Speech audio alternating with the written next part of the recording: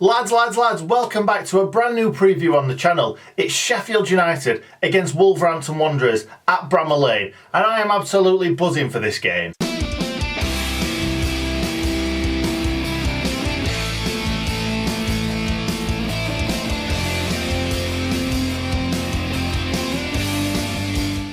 We started life after lockdown really badly, but since then we've picked up. We were decent against Arsenal, we were very good against Spurs, and then we've come back against Burnley away, which not many teams do. Now, normally in these previews, I start with talking about the last game, which was the Burnley away game. In my opinion, we ran the show. Like, they had a few decent chances, they probably should have put us away, but we also had a lot of really good chances early on that we just didn't take. McBurney had one, Berger had one, and if they'd have taken them, we'd have probably run away with that game. Because Burnley weren't brilliant. They were missing two strikers. Well, they were missing quite a few players. But at the same time, a draw away to Burnley is a very good result. But I can't move on from the Burnley game without talking about John Egan's goal, because what a finish that was. Also, the little dinky header from Billy Sharp has been completely unappreciated. Because Billy Sharp there, being the predator that he is, he could have took it down his chest, swiveled and had a shot and had it blocked. But he knew exactly what he was doing. He was flicking it onto the back post, hoping that someone was going to be there. And obviously big John Egan came in at the back post, smash, top corner. What technique that was as well. So we've walked away from Burnley with a point and we head on to the Wolves game. But before we talk about that Wolves game, we'll talk about last time out. And the last time we played Wolves at Molineux, it finished 1-1.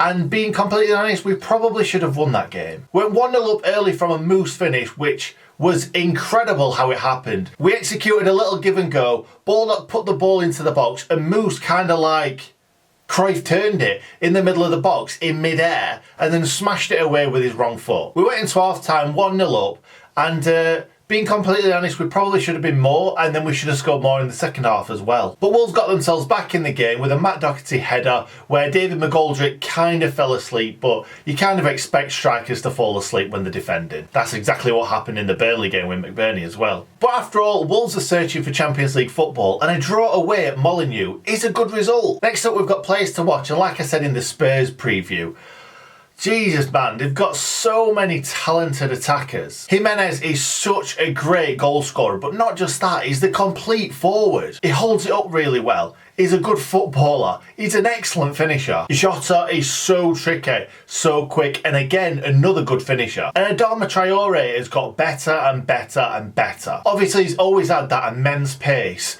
but his crossing, his final ball is so much better than it has been in the last few seasons. But not just that, they've got two excellent playmakers in Neves and Moutinho. But like in the Spurs game, it's not always the name on the back of the shirt that you need to watch. It's the way that they just die for each other, and that's the Sheffield United team. Now on to team news, and like the Spurs game, Wolves seem like they're at full bill of health.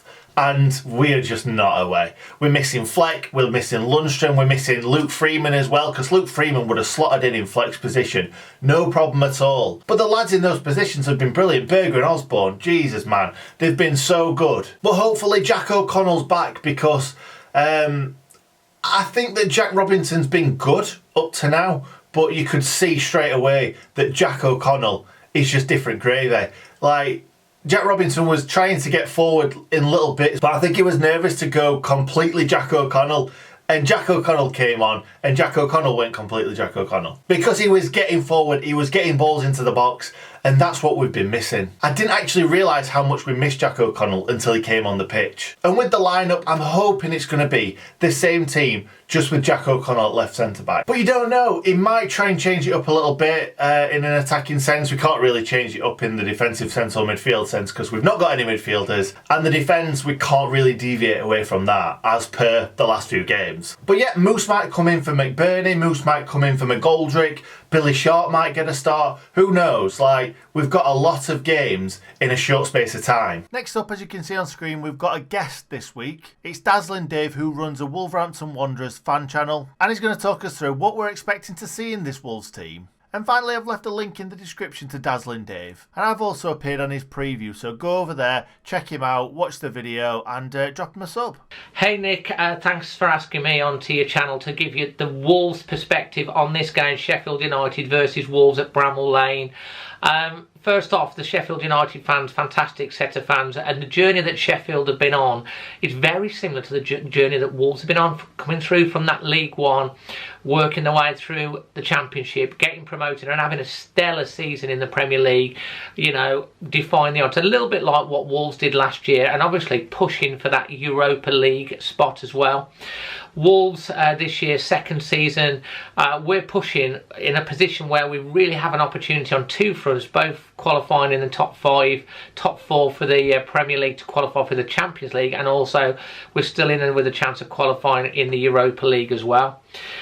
Going into this game, obviously Sheffield, great win in their last and good performance in the last two games. Wolves losing to Arsenal. That's going to be an interesting mix because Sheffield have got this opportunity for Europa League. Wolves have got to bounce back if we're going to keep putting the pressure on to try and get into the Champions League. Wolves very, very rarely do two poor performances back to back under Nuno, so I expect a reaction. It's going to be a tough game. I would say it would be an even tougher game if it was there with the vibrant crowd at Bramall Lane, because I think that's made a very big impact for Sheffield this year. And without the fans, they're still going to play, but the fans make a big impact, and I think that could work a little bit in Wolves' advantage. I think it's going to be a very tight game. I think Wolves will probably line up 3-5-2. I think you'll probably see the likes of Adama Traore back on the bench, Jota reinstating the team up front with Jimenez, and I think it's going to be a tight game. Personally, I think Wolves are going to bounce back on this one. We have to win it, and I think it's going to be Sheffield 1, Wolves 2. But it's going to be a really great game, and I wish you guys all the best for the rest of the season. Fantastic season you're having.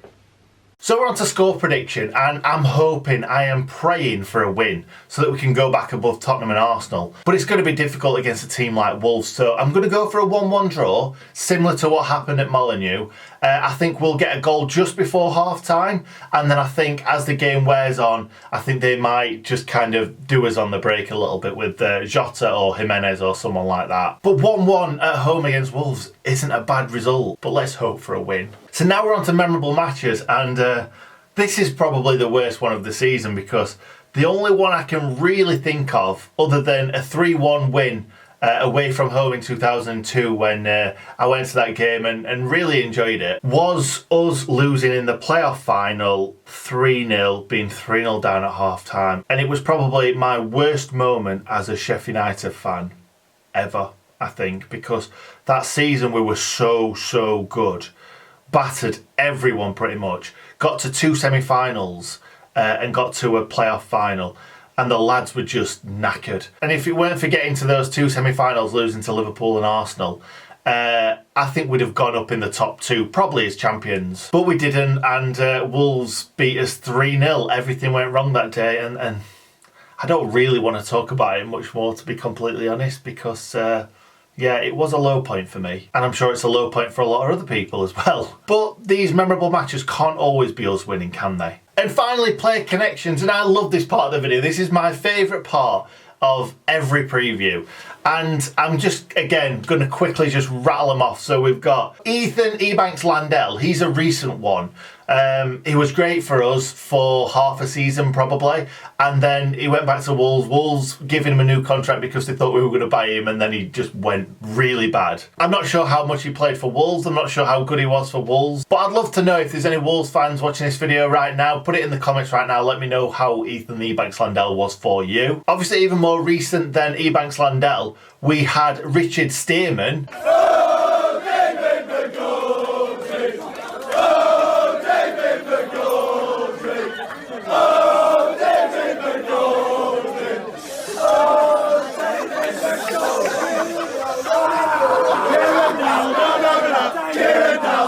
He did really well for us, and obviously he's a Wolves legend as well. Nathan Blake obviously scored in the playoff final as well.